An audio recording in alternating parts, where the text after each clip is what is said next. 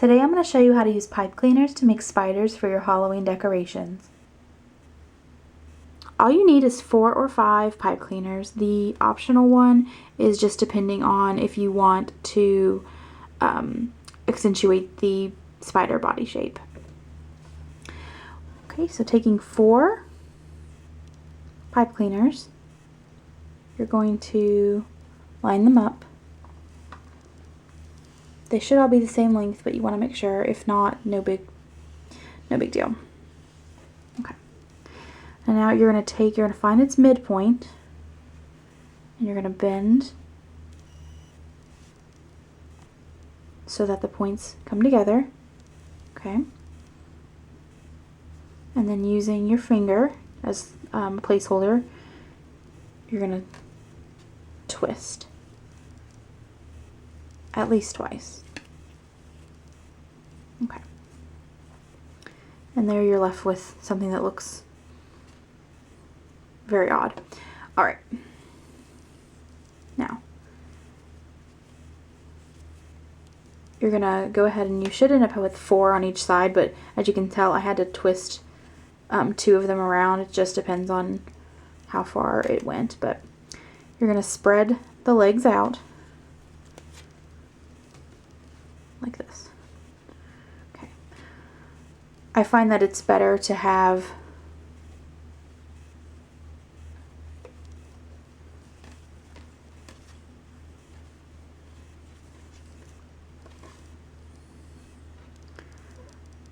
like more open space on the top and the bottom. That sort of makes it look right, or it makes it look more realistic. Now at this point you could technically stop. I mean, it doesn't really look like a spider from this angle, but if you're propping it up on something, that looks pretty spidery to me. Okay. But what I like to do is I like to go ahead and shape the legs. There are a lot of different ways that you can do that. Let's see, for this one I'm gonna do a point. So I'm holding this down and I'm just bringing it up and making a point.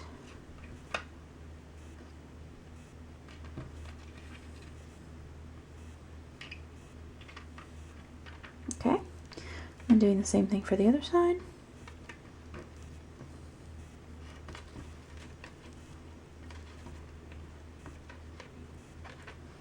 And there you go. There you're left with a spider. If you want, you can use the extra pipe cleaner to make more of an elongated spider body. What you do is you just sort of shape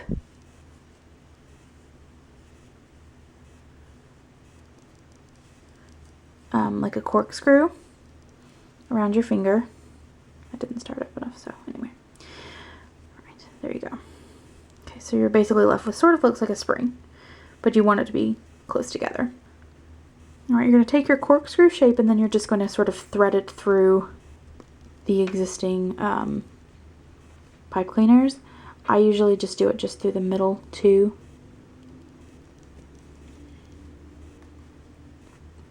And you really don't have to do that much of it. It's just enough just to secure it. Alright, and then you can mess with it till it looks more spidery to you, but that's all just personal preference. At this point, I just like to make sure that it's squished as close as possible because you don't want the body to be like hanging out to over here. All right, and then at that point, you probably will have smushed some of the legs, so you will need to straighten them back out. And there you have your spider. Here's some more examples of the ones that I did earlier.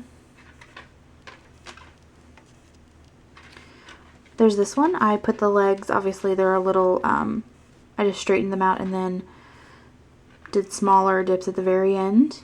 And that one you can see I did extend the body on as well.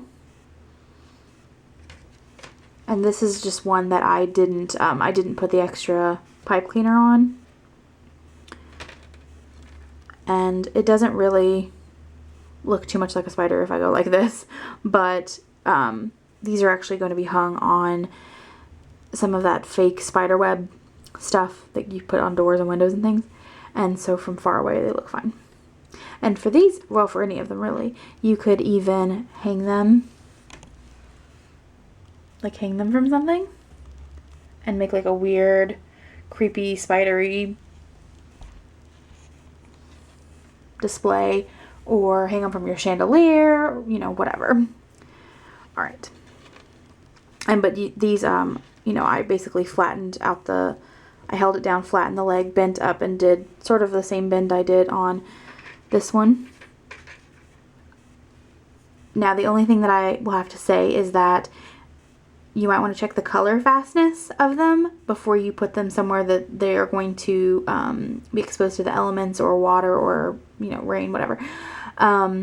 Because you don't want the black dye to end up on something that you don't necessarily want it on. So if you put them outside, be careful.